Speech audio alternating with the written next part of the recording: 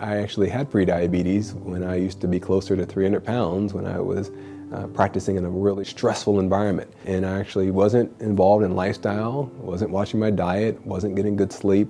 I ignored it.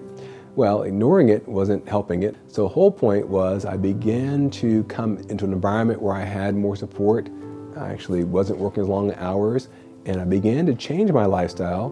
Didn't need to take medication for prediabetes at that time. I lost a significant amount of weight, had a significant decrease in my waist circumference, and my sugars were normal and no longer had a pre-diabetic risk that needed to be managed.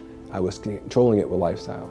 I think for myself, when I had prediabetes, I had some colleagues who I worked with and went to residency with, and I saw them later in life and they had made some great lifestyle changes. They were in great fitness, they looked great.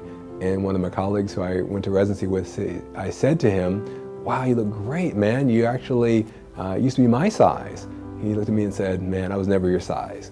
And that woke me up, because ultimately before that I was thinking, oh yeah, well, we're all about the same. But I was really at a place where I was overweight, out of shape, and it really needed to make some changes. But that day I said, well, I'm going to make these changes. And I really, from that day forward, made some changes that were really important. It takes one event for most of us to get to the point where we wake up.